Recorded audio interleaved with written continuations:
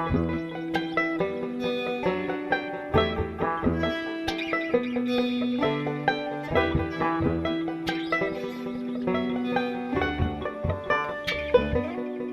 everyone, welcome to Joleedo Thrones, the premier Game of Thrones podcast on the Joleedo Podcast Network, where we cover topics ranging from progressive politics to superheroes. If you like the show, please follow us on Twitter at Joleedo, on Tumblr at joleedo.tumblr.com, or like us on Facebook. If you're listening on iTunes, Spreaker, SoundCloud, or any of the other great podcast apps, we'd love for you to subscribe and recommend the show. Your support keeps us alive. I'm your host, Alex Lee. And here with me today is Jason Johnson. How you doing, Jason? Doing pretty good, Alex. Great. Today we're going to be talking about Episode 4 of Season 6 of HBO's Game of Thrones. As a warning, we will be covering series and episode-specific spoilers during today's show, so if you're not caught up, come back after you are. You've been warned. Man, the episode had some pretty crazy moments, but overall it seemed like there was a lot of kind of setup for episodes to come. What did you think?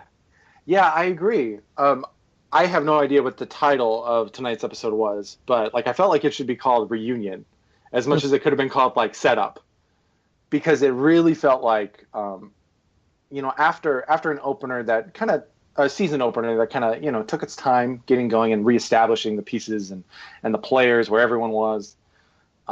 Finally, it's like the pieces have moved. It really reminded me of episode 2 in a way. It's just another big episode where, we're setting up for some pretty big moments, some pretty big confrontations. Either maybe in the next episode. I did not see the preview for next week, but definitely this season for sure. Absolutely, and we'll get to the preview in a moment. But dang. Let's start with where the episode begins, at the Wall. We start off staring at the Lord Commander's sword, given to Jon by Mormont, and now seated when Dolorous Ed comes in and confronts Jon about what he's going to do, and if he's really just going to rage quit the Watch, like at the end of the last episode. Right. And so this is when we get our first reunion, like you pointed out, when Sansa shows up with Brienne and Podrick. Yeah, absolutely. There are a handful of kind of moments in the series that threaten tears. You know what I mean? Yep. And it's been so long since the Starks have been together. Yeah. And that hug between Sansa and Jon, that's one of those moments. It's because for me, I immediately start thinking of everything that's happened since they left Winterfell. Six seasons of terrible things. But now let me point out something to you that might blow your mind. In the Inside the Episode featurette, they point out that never at any point in the series have Jon and Sansa been on camera together. What? Yep. Never. That's crazy. Really? Yep. So these two siblings in the books, in the show, their relationship really never meant much. And as a result, they didn't have screen time. And now so they talk about how that was kind of an interesting thing to kind of put together as a scene where you've got these two people that have never interacted, but through their shared grief, different yet similar, they embrace each other as family. And this relationship that both of them had cast off, and as we see, as Sansa apologizes profusely and begs forgiveness from Jon for how he treated, they both realize that this is kind of all they have left. Wow. That's pretty crazy because they sold that really well. I didn't even think about that they never really had screen time together. But it makes sense given, one, their conversation. Jon specifically mentions that he was off brooding in some corner most of the time. Yeah. When they were growing up. And it's great to, even if they didn't share much time together on screen like in season 1, or any time, we know the contrast to the characters and the people they were to who they are now. And especially with Jon, like Jon's character. I mean, he's about to be the king of the North, so he's definitely a leader. But what's kind of cool is that he's not eager to go into battle either. And we see so many like kings or would-be kings on this show that like can't wait for the next fight. And throughout this episode, Jon wants to avoid the fight, even though like he knows it's coming. Especially when he gets the letter later on in the episode from Ramsay, the threat. What a letter. But one thing that I really loved here in this beginning scene is that in that first time as Brienne passes through the gate, everyone's favorite ginger wildling. Well, actually, let me re-say that. Everyone's favorite living ginger wildling. Right. They were sharing some eyeball. They were sharing some sparks. That's interesting. It'll be fun to see what's going on there. Yeah, I saw a picture online where the caption was, it was that picture of him, and it giving Brienne the side eye, and the caption was 15 minutes into mutton and chill, he gives you that look. And totally, chill. Yeah, absolutely. That's what was going down. Yeah, and so one thing I thought was curious is that when Sansa first suggests that early on in the episode that they take Winterfell back from the Boltons, she almost implies that they know where they imply that she knows that Bran, Rickon, and Arya are alive, but not where they are. Did you get that feel, or did I misunderstand her? I didn't really read it like that, but I can definitely see where you did. And that's really interesting because, her delivery in that scene is pretty confident, especially when she answers the question about Rickon. Because Jon's like, no way, like he doesn't have Rickon. That can't be true. And she's like, no, he's there. Absolutely. It's interesting how Sansa's developed, and she's certainly taken on traits from Littlefinger. Oh, yeah. No, that's true, though. And before we jump into a scene with Littlefinger, the last thing I think was particularly great was Brienne's confrontation with Davos and Melisandre. Mm-hmm. She doesn't forget or forgive. And so when she talks to him, she's like, he admitted it just before I executed him. Right. Yeah, Davos' face was pretty intense. I don't know if there were any people out there who were holding out that maybe Stannis survived the end of season 5 because the camera cuts away and we don't know for sure. Unless you listen to the interviews or read interviews with the actors, then you would know that he did die. But in terms of like what's seen in the show, like that's kind of like the big confrontation. Not that I ever doubted that Brienne was going to kill him. Absolutely. He was a dead man the moment she found him. But it's quite the thing to have her confirm it. I think once and for all that Stannis is dead. She executed him, and the way she talks to Davos and Melisandre, they better be watching their backs, especially Mel. Yeah, absolutely.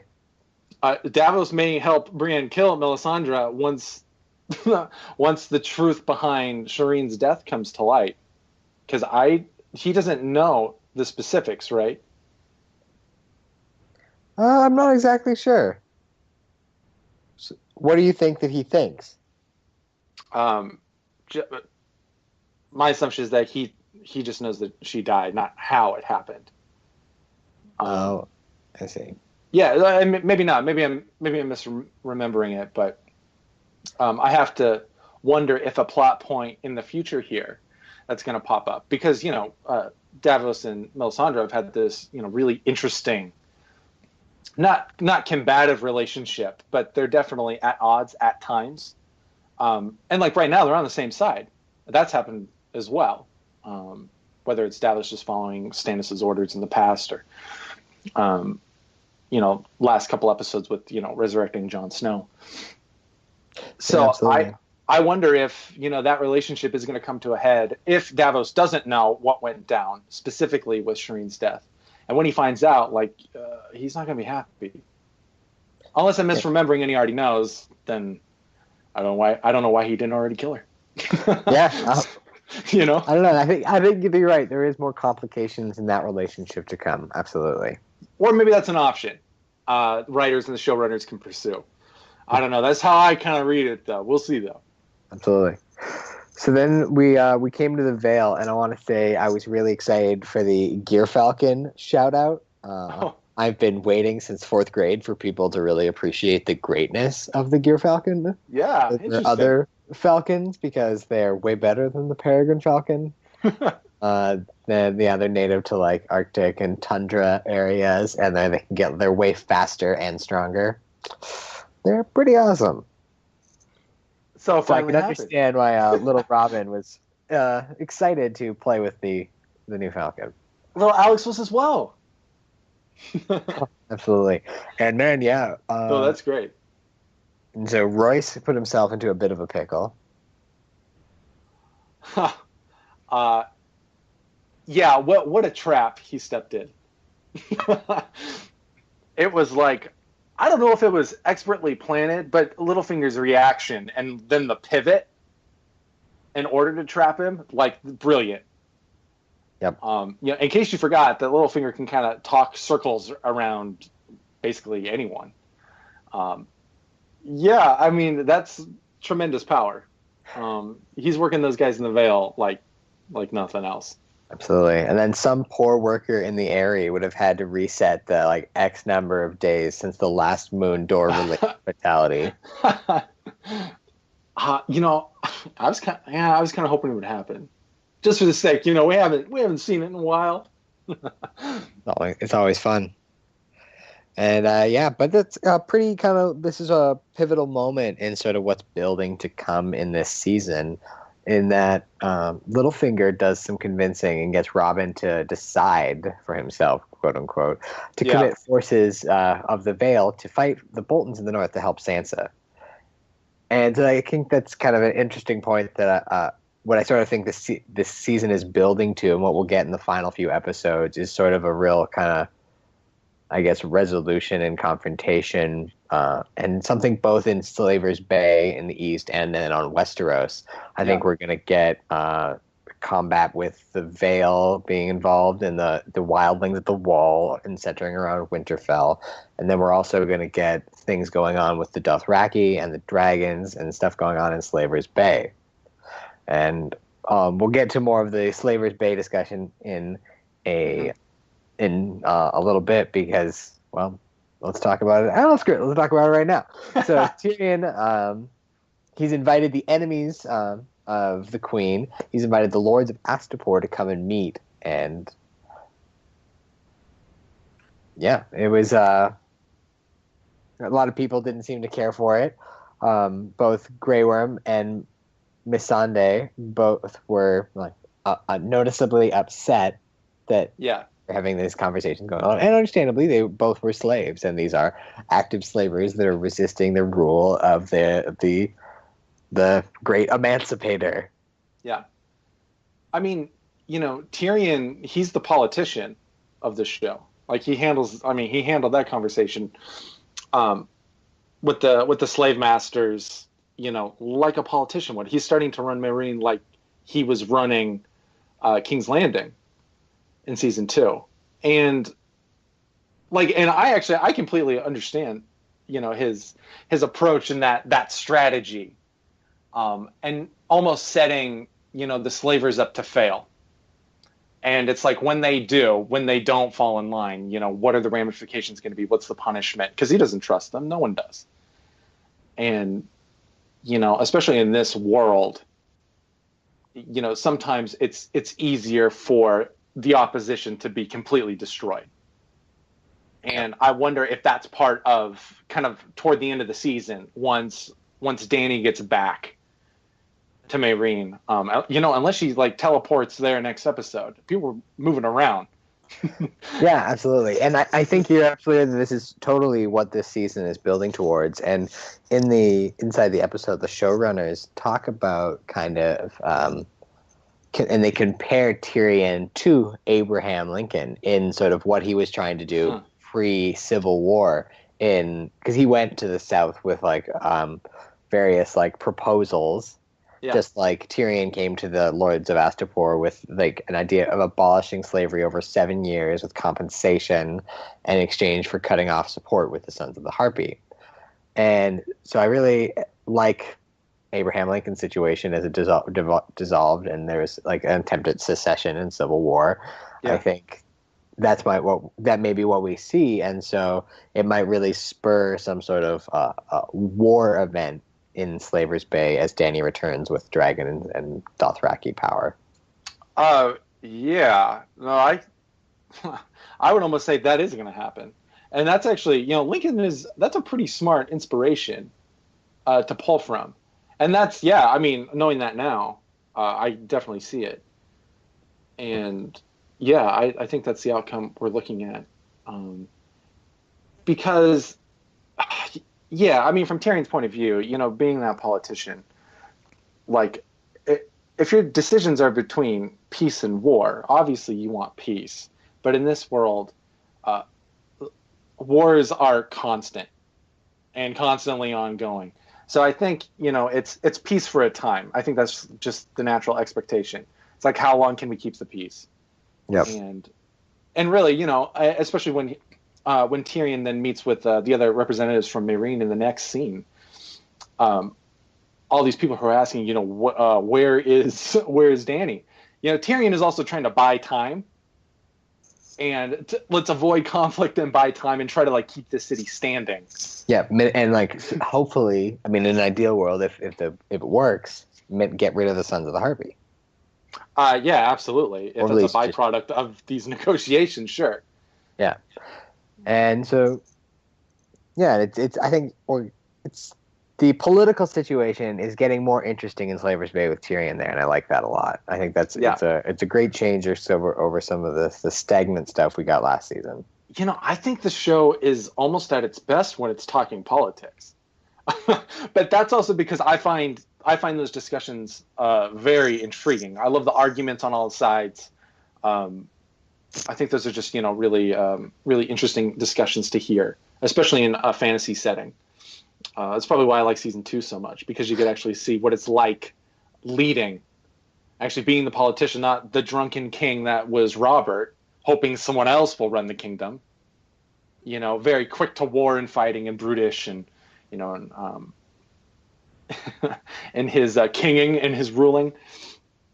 And then Tyrion comes in and he is definitely like, oh my gosh, this is a nightmare. How are we all still standing, and how long can I keep it standing? So it's kind of cool, like moving that mindset over to Meereen, because like we saw what happened when Tyrion was in charge of King's Landing. He did a great job, but it ended in war. That's true. In the Battle of the Blackwater against Stannis' forces. So I wonder if we're probably, like we were discussing, we're probably going to see a similar situation occur in Meereen. Yep. So one last thing we saw in the East before we jump back over to Westeros was Jorah and, I've now forgotten his name, but the brunette guy. What's Dario? Dario, thank you. We've got Jorah and Dario trying to infiltrate Dash Kalin and presumably help out the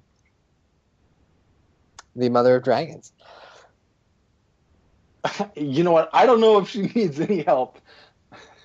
Well, I mean, I guess we're getting ahead of ourselves, but somebody had to bar the door. Yeah, of course. Absolutely. And, all right, so we'll jump back, as the episode did, to King's Landing, where our Queen Marjorie is still being taken by the High Sparrow, and he's still harassing her to get her to confess. And now she's given a look at her brother, and he's crumbling. He's not as strong as his sister. He just begs her to make it stop, to do anything. And so I went and did some online looking up, and just I couldn't find it for any information for the show, but for the books, Marjorie is a year younger than Loras. Okay, that sounds about right. Yeah, and I thought that was kind of interesting. Yeah, I don't. I guess I'm curious to see how bloody this will play out. I mean, I guess it could be a wide range of things. The show could really hold back and then like give sort of a feel good Marjorie and Tom and reunited ending, or it could just be a bloodbath and like they're maybe both of the Tyrell children are slaughtered, and then Oh, jeez. Cersei gives somehow like kidnaps the Queen of Thorns, right? And then like gives them to the High Sparrow, and then like, the entire Tyrell family is like massacred as the Lannisters are left standing. That is really interesting because we're obviously as as the series is coming, to an end. We're in the act 3 of the show, um, and eventually this fight for the Iron Throne is gonna come to King's Landing, and we know from the prophecy that the witch gave young Cersei that we talked about in the last Joleedo Thrones episode, which is from season 5, episode 1. The witch tells young Cersei that, like, all of her children are going to die. Mm-hmm. And I have to wonder, given like the scenario that you just proposed, I wonder if we end this season with Tommen dead as well. I think that's absolutely possible, and I think that could very realistically happen. And going into the next season, which could possibly be the last season. I don't know if it will be, but we'll see what HBO and the showrunners decide here soon. But you could go into season 7 and like the crown is in disarray. The king is dead. The queen is dead. Like both the Lannisters and the Tyrells, they're like slaughtered. High Sparrow and his goons, they're gone too. And it's just like, what is going to happen? As then inevitably we have these forces. You could have that shot where like Cersei sees like her dead son Tommen, and they could be like just throwing the gold cloak over him, and then you just like immediately cut to, Dany crossing the sea, and you just know like, oh my gosh, everything is just in chaos, and it's about to get worse. The Iron Throne is always up for play. Yeah. One thing I thought was really fun with Tommen and Cersei, there's a scene there where they had like matching haircuts, mommy and me. Yeah. And it reminded me of Arrested Development with Buster and his mom on the Balboa Bay Window magazine. Yeah. With the article, Why I Want to Marry My Mother. That's hilarious. Yeah, and I thought that was great. So do they just like fully embrace the incest thing, like the Targaryens, and then Cersei can be queen again after Tommen's dead? God. That's really funny. I actually, in that scene you're talking about, I love because Cersei walks in on Pycelle having a conversation with Tommen. And then she gives him the stink eye, and Pycelle like makes his way out of the room, and he couldn't walk any slower. It's just this awesome like shuffling out of the room, and then he glares at her before he leaves. And I love seeing Pycelle act really old and decrepit, because we know from season 1 this guy's actually pretty limber, and he uses his age as it's one of his tools to gain more power and to stay in power. Absolutely, he's a crafty son of a gun. Yeah, he is. So I like that. That's a good scene, and I feel like, again, this like theme of reunion and setup in this episode. I think that moment is another one. It's a little more subtle, but it's like Cersei reminding Tommen, like, in a roundabout way, like, you have to remember what we're about to do. Like, remember the plan, which is then great, because then like Tommen has the secret that the High Sparrow told him, and leading into the next scene with the small council. Yeah, where Jaime and Cersei kind of forced their way back in because they, I guess, pressed the issue that the High Sparrow is a problem that has to be dealt with. And it's I guess interesting what nothing's really changed, right? The High Sparrow has always been a problem to deal with for like 4 episodes plus back into the last season. So Sure. I guess they don't really bring anything new to the table, but as long as I guess they manage to argue it successfully, the status quo has changed, and so now we've got a bit bigger, small council. Yeah, and I would say if that scene really did anything, again sticking with the theme of like reunions, um, it kind of got what's her name, Lady Olenna. Um, Queen of Thorns. yeah, it got her kind of to like stop waging this secret war with the Lannisters that she's been doing for a couple seasons, Yeah, that's a and good point. get her to be like, okay, you're right. We do have this common enemy. Speaking of thorns, thorn in everyone's side, the High Sparrow, Yeah, and absolutely. maybe we should kind of lay down our political arms and our financial arms, and maybe we should kind of like target the common threat here Yeah, whether before Queen Marjorie is dragged through the streets, like oh my gosh, like naked like Cersei. Um, from what Lady Olenna said, that's not happening. yeah, with both of these characters, they have this one redeeming characteristic that is their motherly love, that they'll do Mm, anything for their children. that's a good And so point. them uniting on that is kind of an interesting force to be reckoned with carrying forward. And so, do we see them succeed by the end of the season, or do we see them fail? And do they have these children's bodies in their hands, and then do they then turn on each other as they've failed? And Oh man, please. It's like seriously, in terms of like setting up drama for next year, I feel like it's got to go down that way. Like they plan this. It's not really well in a way. It is kind of a coup against the High Sparrow at this point. He's the one with the power. Um, so like they kill him, but then everyone dies, and they're like, "Why did we even fight this war? It's your fault. It's your fault." Like I could see that.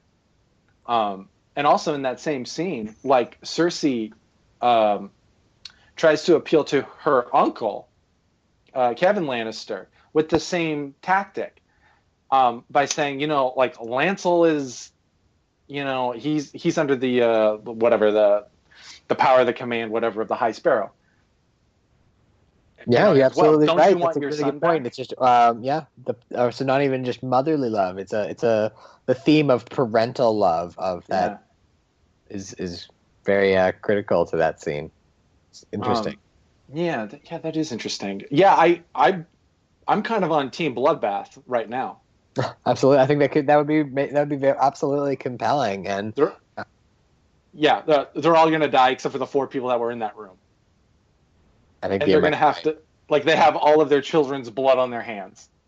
And so then we don't even know what the Sand Sisters are plotting. I mean, we know they're all, as they've taken over Dorne, they're still Mm-hmm. pissed off at Westeros. Maybe they've got something in the works, and maybe that will be what ends up killing Tommen. Maybe as they maybe Cersei and Jaime will have some plot to get Marjorie and Tommen, and they finally get them out of the grips of the High Sparrow, because maybe over the next episode, Tommen gets captured by them.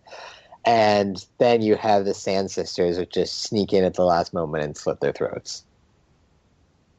It's very possible, Yeah. given them and how they've been utilized so far as characters. And I almost wonder if, you know, if we see Dany start heading toward Westeros, does she land in Dorne first? Oh, And interesting. is that Dorne's part to play in this whole series now? And I know like their part is different in the novels, and the show has really kind of rewritten Dorne and those characters, and so I wonder like how they're going to be, like what piece are they in the Game of Thrones, and we don't know. All we know is that Sand Sisters have taken over. Absolutely. And one thing I'm still really excited for is to see is what happens with Sam and Gilly in Old Town, because that may very well have some impact on Yeah. what Dorne does and what part Dorne has to play. Uh, yeah. What's her name? The mother of the Sand Sisters. I can't think of her name. Laria? Oberyn's. Is that what it is? Oberyn's paramour. I believe. So like she even said after she killed oh crap, what's his name? Doran. Doran, yes. Doran. When she kills Doran, like she even makes mention that like weak men will never rule Dorne again. So I wondered like if Dany's coming, does she go exactly? Well, there's a strong woman. Yeah, She's someone the that first Dorne. time Dorne is like truly willing to kneel after these hungry group have taken over, and then like the first time ever, they're the leaders that choose to kneel because it's to a powerful woman that is the true rightful heir to the Iron Throne. There you go. Interesting. But Sam and Gilly, to go back to that, not to take you off track, but I just had that thought. I just wanted to tie in if we're talking the south of Westeros, they all have parts to play, and we got only got a flash of them last episode, right? So interesting to see. So after that part, we cut to the Iron Islands, and we saw Theon Greyjoy talking to his sister and offering to help her when she was really accusatory and really trying to figure out what his game was, because he's showing up right before the King's Moot. Yeah. No, his timing is beyond suspicious. But, it's completely coincidental as far as we know. Yeah, absolutely coincidental. And I thought it was interesting that we didn't see anything of the uncle that did the actual murdering of Balon Greyjoy. Mm-hmm. But I suppose that was really just a setup scene, because they basically want to do next in the next episode when they do the King's Moot, but have Theon there and not have it be weird. Yeah, and to have the support of Balon's like last surviving son. Yeah. That's a big crowning endorsement. And yep. I'm curious how that argument is gonna come across against that. Yeah, I think I'm really curious to see what part they'll have to play. I mean, maybe do you think they'll go north and be involved with the fight for Winterfell, or something? Before you answer that, something that I could see happening is maybe the show tries to imply that's what's at play, and they go and they're starting to attack, but in reality, we learn in the final episode, right, is like Cersei's cowering over Tommen's dead body, that the Greyjoys really just took Casterly Rock. Oh, interesting. And that Lannisport has fallen. See, I even thought that you were going to say, and then you see, like on the horizon of the Blackwater Bay, you see, like, the Iron Isles sigil. Whoa. That'd be crazy. I don't know how they would get that. That would be quite the voyage. Well, hey, if Theon got, if he got to Iron Isles, in a heartbeat here, maybe they could teleport that way. I actually, I see a lot of complaints online about like characters teleporting, like someone just like an hour ago when I was looking at reactions to tonight's episode. I was seeing that someone was saying that like Littlefinger must have lent out his teleporter to Theon. And for me, like, it's television. We got a story to tell. Like, this isn't a play-by-play of an actual journey. Yeah, absolutely. And like, right, we have character beats to get to. It's not the book. Well, not even so much that it's not the books, because that's something the books do too, is that things aren't necessarily happening at the exact same time as you're reading them. Things may be kind of happening out of place or just offset to keep some sense of mystery going on. And I think the series does that as well. Absolutely. I think that's totally great. I think that's a good choice.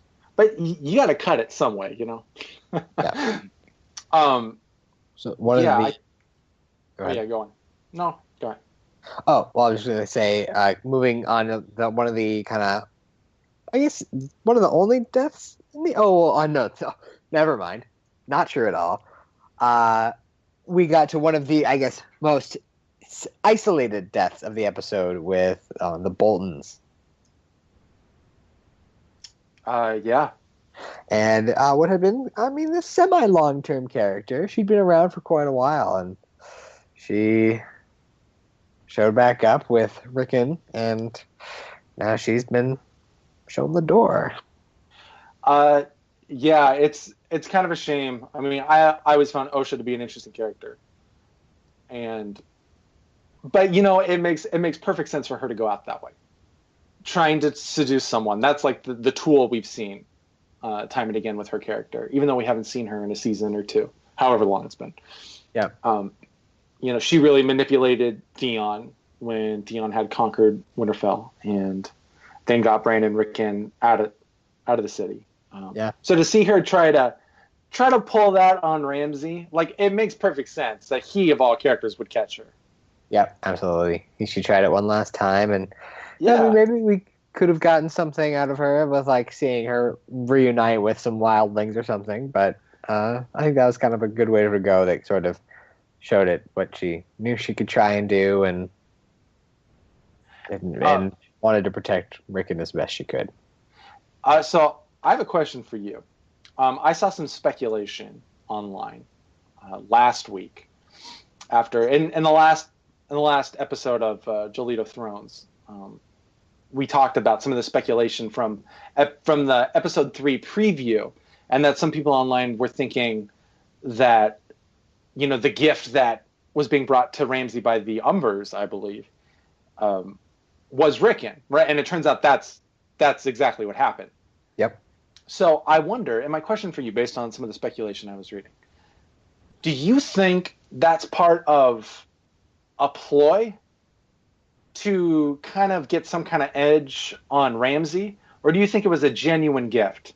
So, like, when, if Sansa and Jon start heading to Winterfell here soon, which it sounds like that's exactly what's going to happen. Yep. And even like, unite the families, they'll fight for us. That idea.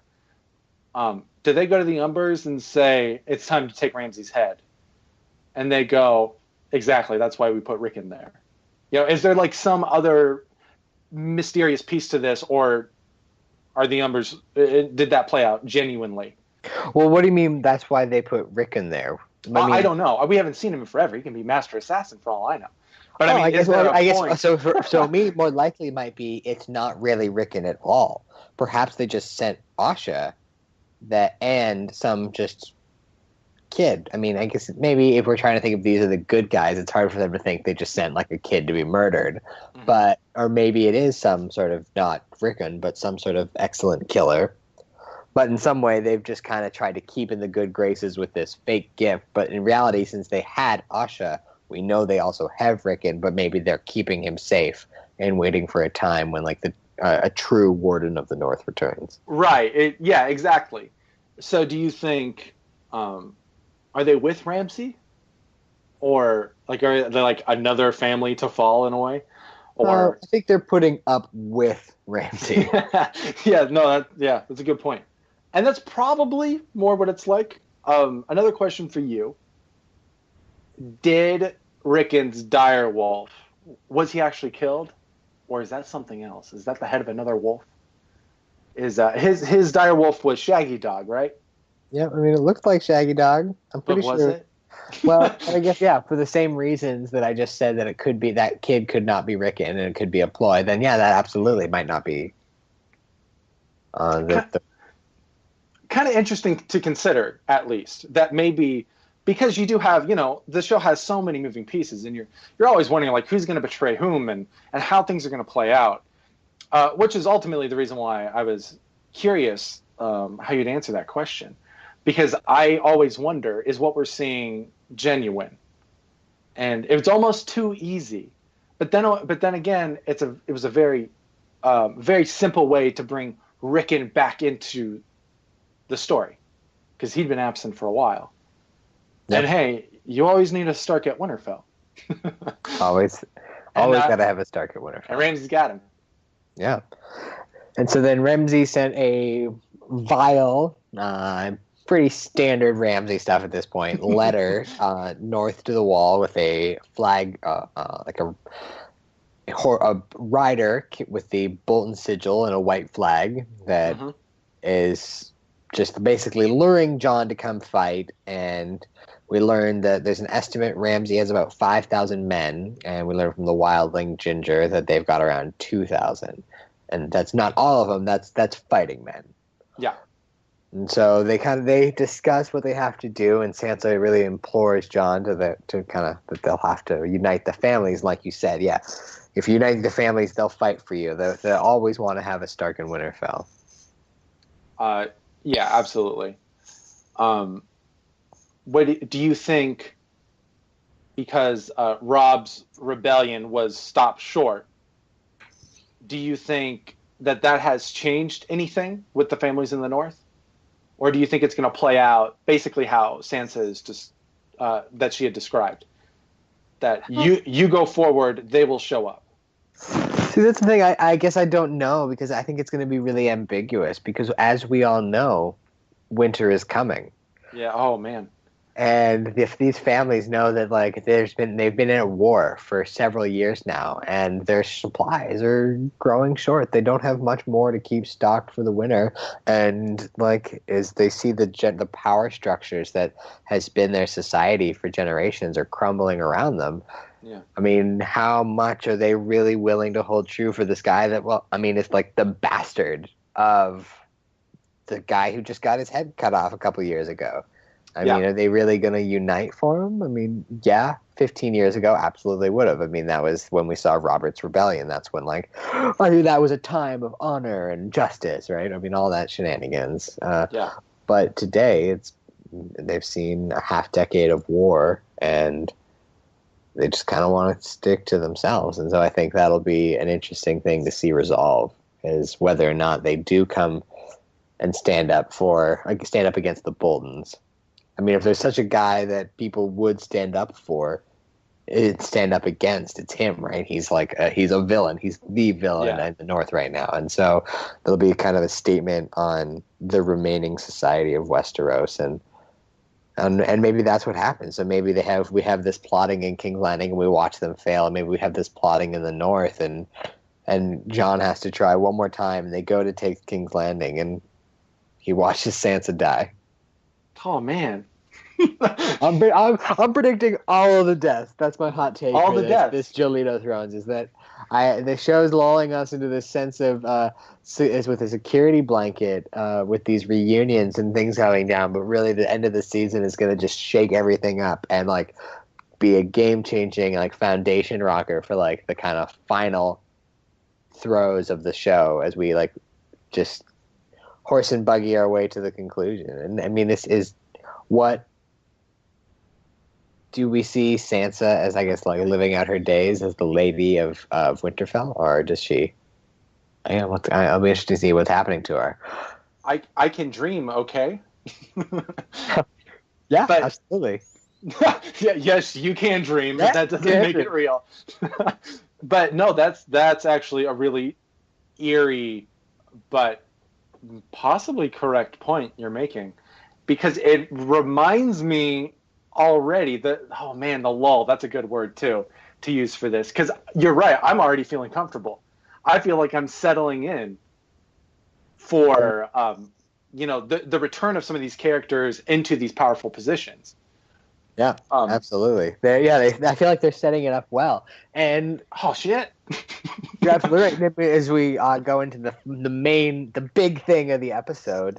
Yeah. So as we go into the big thing of the episode, we've got another kind of return to form for the series with Dany and some fire and some death and some rebirth and some Dothrakis worshiping her.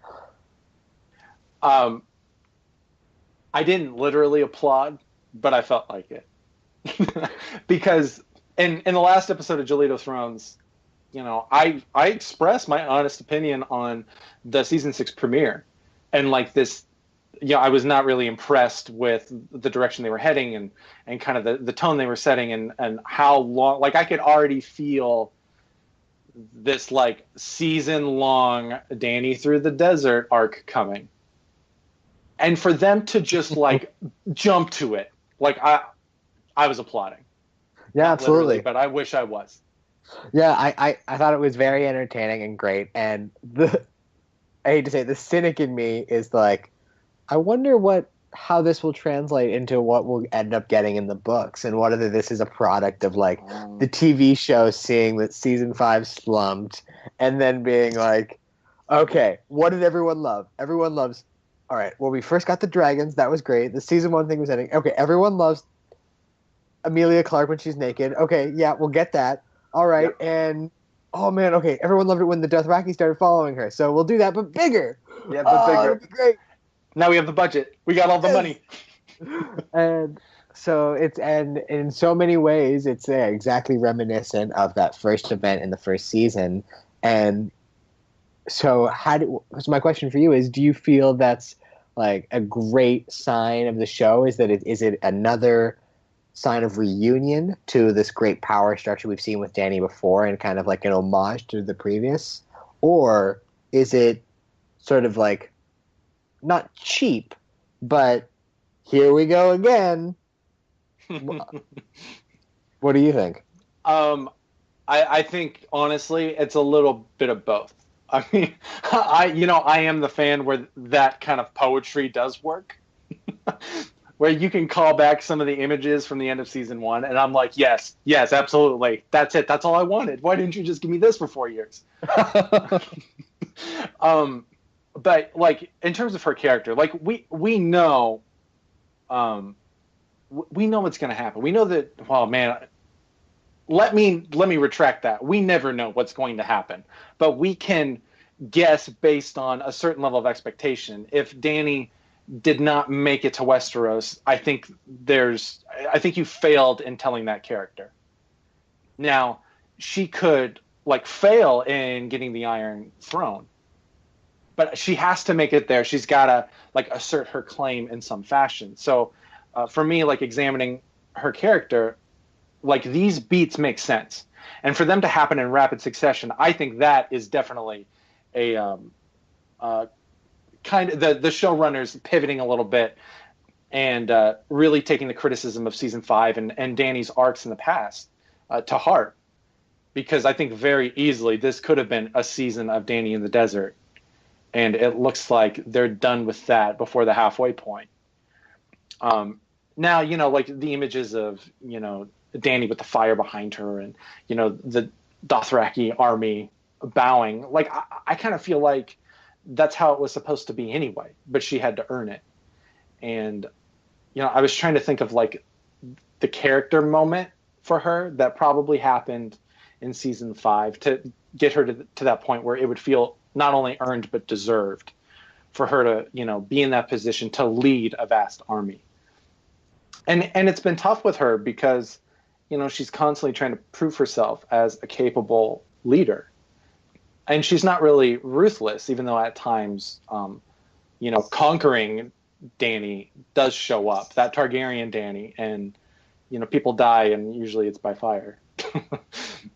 Yeah, absolutely. I totally agree, and I'm really looking forward to. I think the combination of Tyrion's politicking and Dany's quick resolution of this Dothraki conflict really make for some exciting stuff moving forward. As an avid book reader, I am actually kind of excited that for once, we don't already know what's going to happen. I mean, I know that there's frustration within the fan community, and I share that frustration to an extent that, the rest of the books aren't published, and we're kind of getting into the major beats that will also occur. The path may be different, but like the events are basically the same between the series and then the 2 unpublished novels.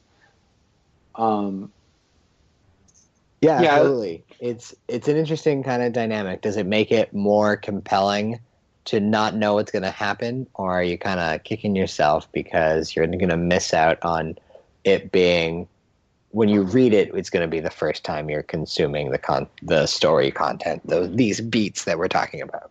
Right. For me, it's, as a viewer, I mean, it's the first time since, it's the first time I've been surprised since Ned Stark was actually beheaded at the end of season 1. Because I hadn't read the books, I had heard of them, But I really got into the show, and I love Sean Bean and even Mark Addy, who played Robert. And you just like notice, oh my gosh, these guys are not afraid to kill off their main characters. This is crazy. And when Ned was killed, like I didn't think that was going to happen. Like just like the laws of television, like there is no way they're not killing the lead. It's never going to happen. And then they do, and then you're left going, what's going to happen next? And so I kind of feel like that now because I immediately read the books after that happened. Tore through them, and so I've I've known what's happened. Try to keep my mouth shut at times, as people are catching on, and most people I've talked to still haven't read the books, and that's fine. And I personally, I prefer the show just because I prefer like live action depiction in fiction. Not that the novels are bad or anything like that. Just a personal preference. I prefer the show to the books. Yeah. Absolutely. Although one thing I did think about while watching tonight's episode that I thought was interesting about a book versus show comparison, and especially as they started to differ, is one thing I really valued as you watch the first couple seasons where it's really faithful to the books, is that you have these books as like companion pieces almost that flesh out the world of the show. Yeah. And so it almost felt like knowing the books, you were able to kind of like read between the lines of the show and kind of see the richer world that was there in Absolutely. The show's depiction. Yeah. But as they've differed, that kind of feels less true. And in some ways, it's almost made the show feel a little hollow in that and maybe when the books continue to come out, it'll feel more filled in again. But as we know, they've differed. And so that you kind of have these altering paths that don't have that kind of depth behind them that they might have had before that came with reading the novels. Right. I mean, don't get me wrong. I'm still enjoying this season way more than last, and I'm excited to see where it goes. But yeah, it was a thought I had.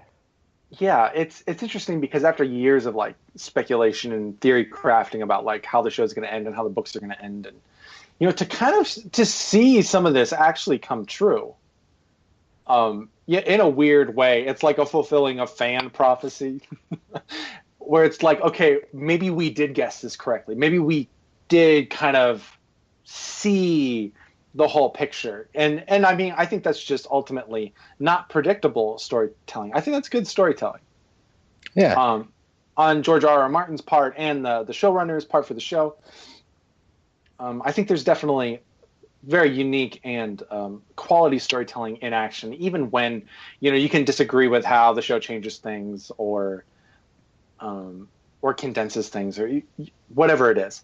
And I wasn't trying to say and disagree with their choices. I mean, things have to get done. And I wasn't trying to argue better or worse, but just an observation. Yeah. So you said you didn't get a chance to watch the Next Time On, but I did not. So it actually looks pretty interesting. We're gonna get to see Arya again, who we didn't see this last episode. Okay. So it looked like she's be handing a vial of something. So now that she's got her sight back, she's gonna take some lives. So that'll be interesting. And then we look definitively we're going to get a Kingsmoot, so we'll get to see finally some interaction between the Balon children and the Balon siblings. And then finally, one thing that was the most intriguing to me was a sorceress kind of looking lady talking to Tyrion and Varys. And so I didn't recognize her at all, so I'll be curious to see what she has to say. Interesting. And she very well could have been of like Westeros birth, because like Melisandre, she looks like she's from Westeros, but we know she's been trained in the East, right? Okay, yeah. And then finally, there is Bran's having a vision, and he sees the White Walkers, including the King. Oh man! So some big things are happening. I'm always looking forward to more Bran visions because we still haven't seen what happens after the battle at the tower. Yeah, well, I mean, lest we forget the supposed true threat in this story is still north of the Wall. Absolutely. while everyone entertains themselves with their political squabbles and disagreements, like winter is coming. That's not just a baseless threat. It's gonna come, and when it does, it's gonna hit hard. And I think the expectation is that there are some that are gonna be prepared, and others that will not be. And go on. Yeah, no, you're absolutely right. Yeah, if you're not prepared, you will lose. And maybe that plays into, like we were talking about, the potential like shambles that the Iron Throne and King's Landing could be in at the end of the season. Like, obviously they're not preparing, but maybe or they would not be prepared at that point. But maybe that's when, then next season Dany swoops in, takes control, and then tries to like hold off. Yeah, the White Walkers. Maybe that's how that plays. Maybe Jon and Sansa do conquer Winterfell, or maybe Jon if Sansa's dead. I mean, yeah, who knows? Or maybe Sansa lives, and then the White Walkers overpower the Wall, and then they descend upon Winterfell. I mean, we don't know. I think the White Walkers are certainly going to be the most powerful army we've seen thus far in the show. So to end this discussion, we know that fire cannot kill a dragon, right? We know that Dany is presumably immune to fire and heat of all kind, right? But so my question to you, to ruminate on a little bit, if fire can't kill a dragon, can ice? I suppose it depends. I mean, that's certainly something to think about. And if we're looking at a potential confrontation between, maybe Dany's dragons and the White Walkers and, the Army of the Dead, like I don't know, like maybe we're going a little too far in speculation. Yeah, it'll be interesting to see how a magical fire from a dragon combats the magical ice from a White Walker. Do the dragons just create those obsidian daggers and arm the surviving remaining armies of Westeros to combat the White Walkers? I'm not sure, but time sounds a little too friendly. Sounds a little too for this show. Yeah. Well, all right. Well, that's it for us today. Thanks for joining us, and we hope you enjoyed the show. Once again, follow us on Twitter at Joleedo, and follow us on Tumblr at joleedo.tumblr.com, and like us on Facebook. Remember to subscribe to us on iTunes or wherever you're listening. We live and die by your support. I'm Alex Lee, and on behalf of Jason Johnson and the entire Joleedo Podcast Network, thanks again for tuning in. And remember, winter is coming.